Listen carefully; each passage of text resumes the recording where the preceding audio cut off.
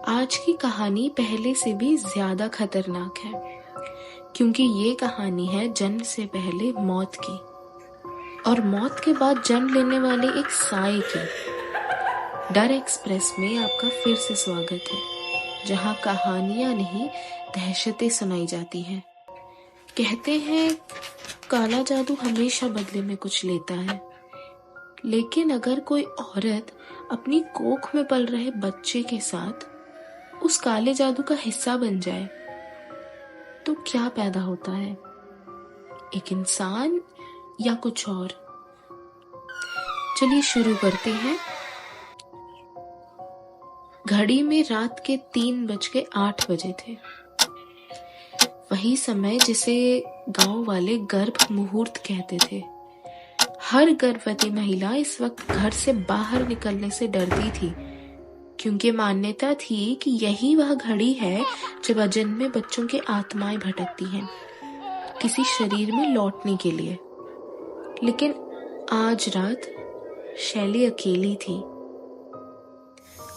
8 महीने की गर्भवती, उसका पति शहर गया हुआ था और बाहर का माहौल इतना सन्नाटा कि सांस भी सुनाई दे।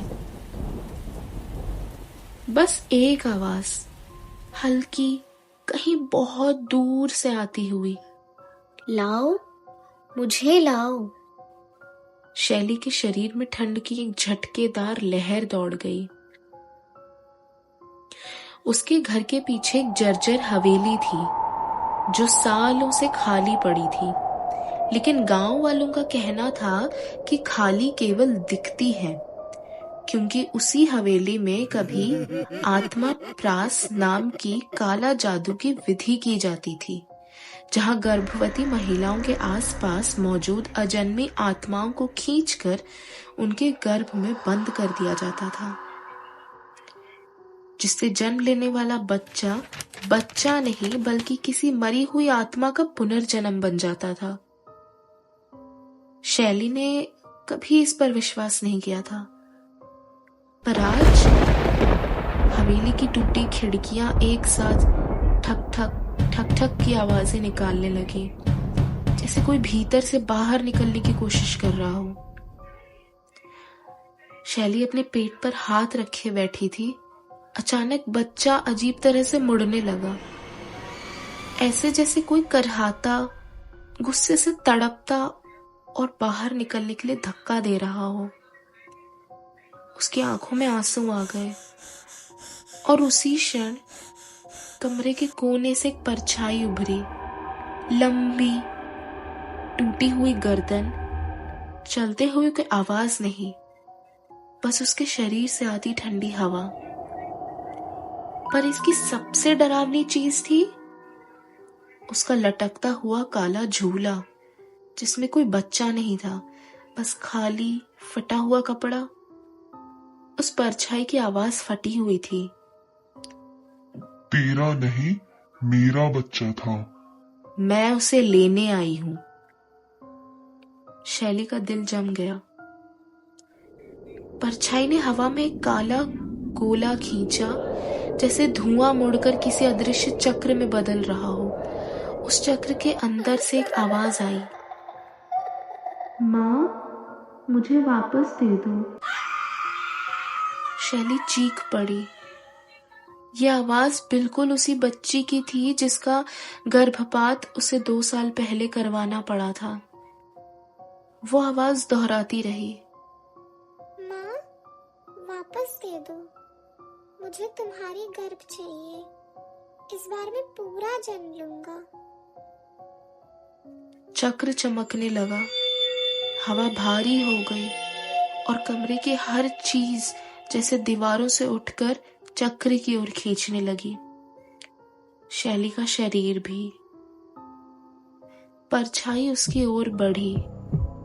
उसका काला झूला धीरे से शैली के पेट को छुआ। उस छूने के साथ ही पेट के अंदर बच्चा अचानक रुक गया, पूरी तरह। कमरा शांत, इतना शांत कि शैली को लगा उसकी धड़कनें भी बंद हो गई। और फिर उसके पेट के भीतर एक नई हलचल हुई। पर ये हलचल बच्चे जैसी नहीं थी, ये उंगलियों जैसी थी, जैसे कोई अंदर से धीरे धीरे ताकत से पेट की दीवार पकड़कर हिल रहा हो। परछाई मुस्कुराई। पहली बार उसकी मुस्कान इंसानी नहीं थी। वो बोली, बदला पूरा हुआ, तुम्हारी गर्भ अब तुम्हारी नहीं, उसने जगह ले ली है। शैली घुटनों के बल गिर पड़ी, भय से नहीं, क्योंकि अचानक उसके पेट पर हल्का सा हाथ फेरने जैसा एहसास हुआ, जैसे अंदर कोई बहुत धीरे, बहुत प्यार से उसका नाम फुसफुसा रहा हो। माँ। अगली सुबह शैली दरवाजा खोलकर बाहर निकली, पर उसकी आंखें अब बिल्कुल काली थी, काली, बीच में बिना कोई पुतली, और उसके पेट में पलने वाला अब बच्चा नहीं था, वह वापसी चाहने वाली आत्मा का पुनर्जन्म था। शैली मंद मुस्कान के साथ बोली, मैं उसे पूरी दुनिया दिखाऊंगी, इस बार वो मुझे कभी नहीं छोड़ेगा। और वो धीरे धीरे गांव की ओर चल पड़ी। पीछे हवेली की टूटी खिड़कियों से एक सूखी हंसी गूंजी। अगर आपको लगता है कि कहानी है खत्म हो गई, तो आप गलत हैं।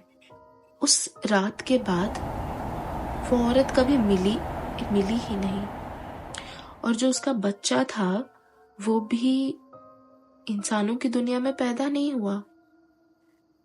कहते हैं आज भी उस उजड़े घर में रात के 3 बजे एक बच्चे की हल्की रोने की आवाज सुनाई देती।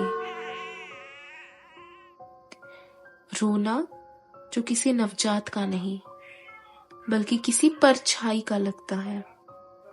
काला जादू एक बार शुरू हो जाए तो उसकी भूख कभी पूरी नहीं होती, और वो घर अब भी किसी अगली कोख का इंतजार कर रहा है। अगर आपको ये कहानी पसंद आई तो यकीन मानिए डर एक्सप्रेस पर अगली दहशत आपको और भी गहरी नींद से जगाएगी।